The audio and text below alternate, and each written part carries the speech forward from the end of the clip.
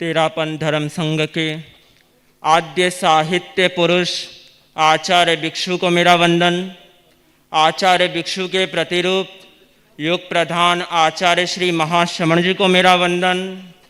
वंदनीय साध्वी प्रमुखाशी जी, मुख्य मुनिप्रवर साध्वी वरिया जी एवं समस्त साधु साध्वीन के चरणों में कोटिशय वंदना। बंधुओं एवं बहनों, आज सौभाग्य का क्षण है जो हमें कंटालिया की इस पुण्य धरा पर, पवित्र धरा पर जन्मे उस वीर पुरुष, महापुरुष, महामना आचार्य भिक्षु के 300वें जन्मोत्सव के महाचरण का भव्य आयोजन देखने का अवसर मिला। बंधुओं, हमने आने वाले इन विशिष्ट दिनों में आचार्य भिक्षु के जीवन और दर्शन के बारे में बहुत ही गहराई के साथ सुना। आज हम आचार्य भिक्षु की उस साहित्य संपदा से परिचित होंगे जिसमें उनके जीवन की सत्यता, स्पष्टता और सिद्धांतवादिता छुपी हुई थी। मैं आज आप सबसे कहना चाहूँगा, जो भी यहाँ उपस्थित है, हम सब चतुर्विध धर्म संघ आज अपने आप को गौरवान्वित महसूस करता है कि हम सब आचार्य भिक्षु की संतान हैं। अगर हम आज भी कहीं अपना मार्गदर्शन खोजते हैं, पथ दर्शन खोजते हैं और कहना चाहिए जीवन दर्शन खोजते हैं, तो वह है आचार्य भिक्षु की साहित्य संपदा। वह है आचार्य भिक्षु की उत्तरवर्ती आचार्य परंपरा। बंधुओं, यह निरंतर आज भी हमारा पथदर्शन कर रही है। आचार्य भिक्षु का साहित्य जितना सरस है उतना ही स्पष्ट और जीवंत भी है। उस समय की प्रसिद्ध राग रागणियों में रचित उनका 38,000 पद्य प्रमाण जितना विशाल साहित्य, पढ़ना क्या, देखने में ही 1 से 38,000 तक की गिनती गिनने में कई घंटे लग जाए। और यहाँ उन्होंने 38,000 पद्यों की रचना कर दी, जिसमें माने नहीं कितना समय लगे, शायद कईयों के तो जन्मों जन्म निकल जाए। पर बंधुओं, आचार्य भिक्षु की इस विद्वत्ता और महत्ता को कालिदास जैसे किसी महाकवियों से कम नहीं है। सिर्फ भारत ही नहीं अपितु जर्मनी आदि देशों के विद्वानों के सामने भी उनके साहित्य की महत्ता कांट आदि महापुरुषों से कम नहीं है। हम देखते हैं जिस प्रकार उनके साहित्य में हमें आचार मीमांसा, सिद्धांत मीमांसा, तत्व मीमांसा आदि का दर्शन होता है, उसी प्रकार उनके साहित्य में हमें 21 अलग अलग प्रकार के आख्यान, उपदेश, इतिहास, चर्चा आदि विविध विषयों का दर्शन उनकी विशिष्ट साहित्यिक रचनात्मकता को प्रदर्शित करने वाला है। आचार्य भिक्षु का साहित्य उस आगम वाणी से, प्रभु महावीर की वाणी से प्रेरित है, जिसमें कभी भी अनाचार, कदाचार और शिथिलाचार को स्थान नहीं मिला। इसलिए उनके उस पद्यमय साहित्यिक रचनाओं को सुन कईयों को ऐसा लगता है जैसे उसमें कोई रोष या आक्रोश छुपा हो। वे उसे स्वामी जी के बाण की तरह कहकर पुकारते हैं। मैं यहाँ कहना चाहूँगा कि उनकी बात असत्य नहीं है, और शायद उतनी ही सत्य है जितने सत्य हमारे स्वामी जी थे। बंधुओं, आचार्य भिक्षु ने अपने जीवन में कभी भी असत्य, अन्याय और शिथिलाचार को सहन नहीं किया। इस पर उन्होंने बाण की तरह वह करारी छोड़ दी जो उस समय प्रभु महावीर की वाणी को उजागर करने वाली बनी। आचार्य भिक्षु का साहित्य उस आगम वाणी से प्रेरित रहा। इस कारण आचार्य भिक्षु ने कहा कि शिथिलाचार बहुत गहराई तक व्याप्त हो गया है। यह अब सामान्य सुझावों तथा उपदेशों से मिटने वाला नहीं है। जिस प्रकार गंभीर वात का रोग सामान्य औषधोपचार से नहीं मिटता, उसके लिए तो दागना ही एकमात्र उपचार होता है। मेरी ये तीखी बातें उनका मन दुखाने के लिए नहीं, किंतु उनके अंतरंग को झकझोरने के लिए है। बंधु, हम देखें, वास्तव में वास्तविकता भी यही है। आचार्य भिक्षु अपने जीवन में युद्ध स्तर से जूझे। अगर उनका किसी से एकमात्र विरोध था तो वह था धर्म का सदोष पालन करने से। इस पर उन्होंने बाण की तरह सदैव करारी छोड़ दी। आगम वाणी में भी हमें इस बात का समर्थन मिलता है। वह कहाँ गया?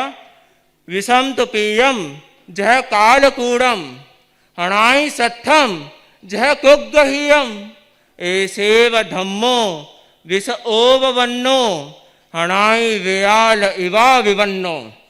जिस प्रकार पिया हुआ कालकुट विष, अविधि से पकड़ा हुआ शस्त्र और अनियंत्रित प्रेत विनाशकारी होते हैं, उसी प्रकार सदोष धर्म भी विनाशकारी होता है।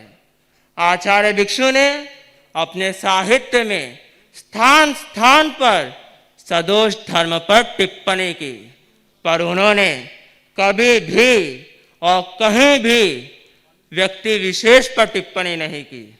उन्होंने आचार की चौपाई में कहा, बिन अंकुश जिम हाथी चाले घोड़ो बिगड़ लगाम अहवी चाल कुगुरुरी जानो कहिवाने साधु नाम आभे फाटे ठीगरी कुणछे देवन हार जो गुरु सहित गण बिगड़ियो त्यारे चिहु दिस पड़िया बघार एक एक तना दोषन ढाके अकारज करता नहीं साके त्याने कोई नहीं हटकन वालो अहवा भेषधारी पांच में कालो साथे लिया फिर पुस्तक पोथा आचार पालन जाबकत होता ते फसरया माया जालो अहवा भेषधारी पांच में कालो विकलाने मुंड किया भेला ते नाच रया कुबदी खेला जाने भर भोलियो तणी मालो अहवा भेषधारी पांच में कालो इन भेष तना कूड़ कपट तनी कितली एक कहूँ हो त्रिभुवन धनी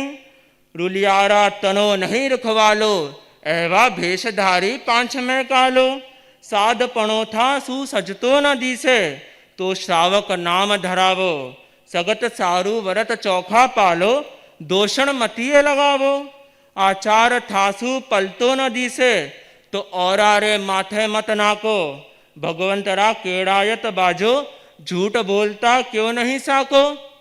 यहाँ आचार्य भिक्षु ने आचार शैथल्य के ऊपर बहुत ही मार्मिक तरीके से प्रहार किया। मैं अपने शब्दों में कहूं तो उन्होंने कहा, जिस प्रकार बिना अंकुश का हाथी बिना लगाम के घोड़े होते हैं, उसी प्रकार तुम स्वेच्छाचारी साधुओं को जानो। वे तो केवल धर्म ग्रंथों का भार ही ढोते हैं। ऐसे अयोग्य व्यक्तियों को दीक्षित करना भर भोलियों के समान है, अर्थात गोबर के मणकों की माला जैसा। आगे स्वामी जी ने कहा कि संयम का भार तो हाथियों का भार है।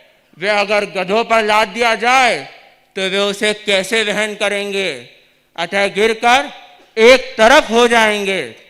बंधुओं, आचार्य भिक्षु के साहित्य से हमें यह स्पष्ट बोध होता है कि किस प्रकार उनकी प्रभु महावीर के प्रति कितनी गहरी आस्था थी, कितना गहरा समर्पण था, जो आज भी तेरा पंथ के रूप में जन जन तक पहुंच रहा है। इस प्रकार आचार्य भिक्षु ने अनुकंपा की चौपाई में कहा, हिंसारी करनी में दया नहीं छे, दयारी करनी में हिंसा नहीं। दया ने हिंसारी करनी छे न्यारी, जू तावड़ों ने छाही और वसत में भेल हुए पिन, दया में नहीं हिंसारो भेलो।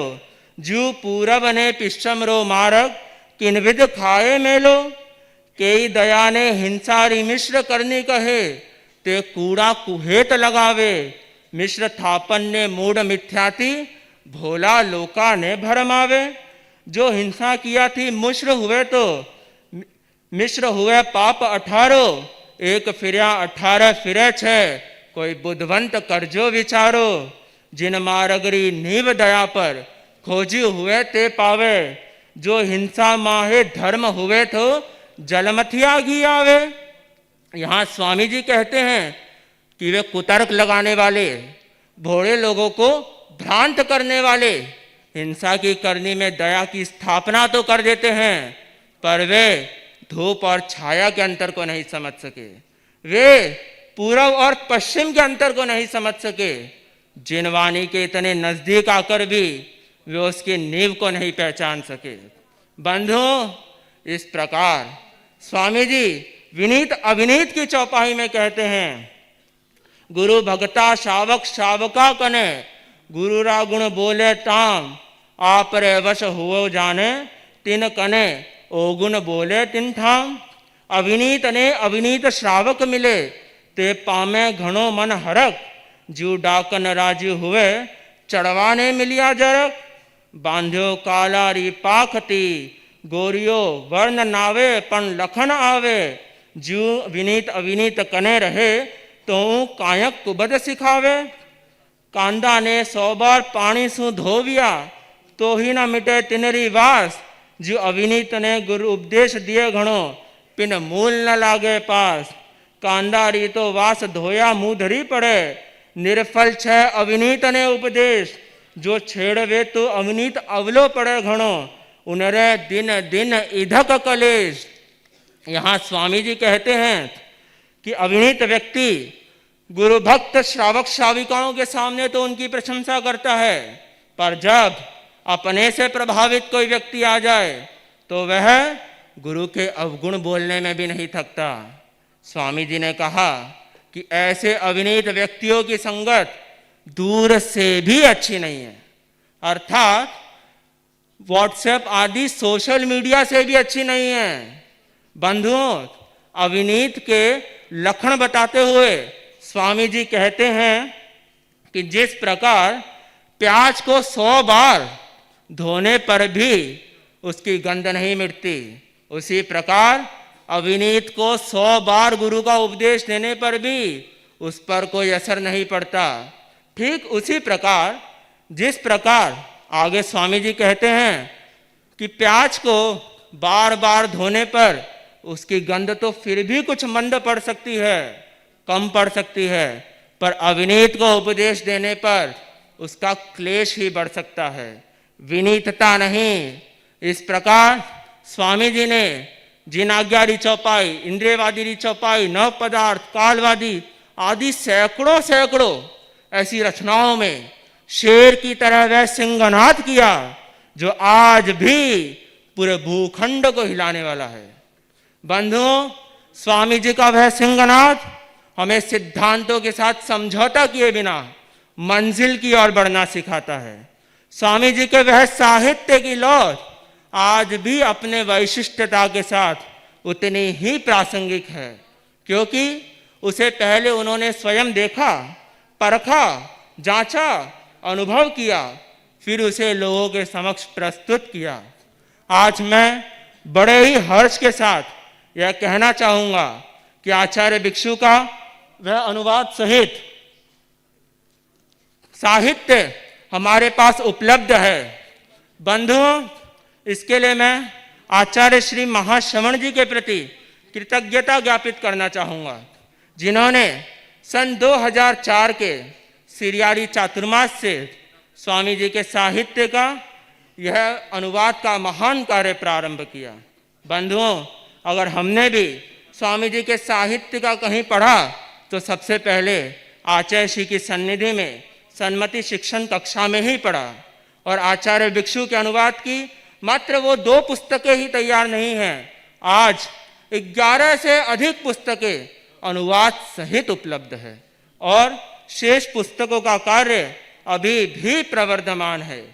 बंधुओं, आचार्य भिक्षु के साहित्य के विविध विविध विषयों का दर्शन हमें इस भिक्षुवाणी नामक कृति में मिलती है, जो आचार्य श्री महाश्रमण जी के उस महाश्रम का द्योतक है। आचार्य श्री महाश्रमण जी का यह महाश्रम आज हमारे लिए एक प्रेरणा बनता है कि हम आचार्य भिक्षु के साहित्य का वह गहन अध्ययन करें जो जन जन को जगाने वाला हो। इसी के साथ मैं कवि रामधारी सिंह दिनकर की उन पंक्तियों से अपने वक्तव्य को विराम देना चाहूँगा। अंधकार है वहाँ, अंधकार है वहाँ जहाँ आदित्य नहीं है, वह मुर्दा देश जहाँ साहित्य नहीं है। ओम अरहम।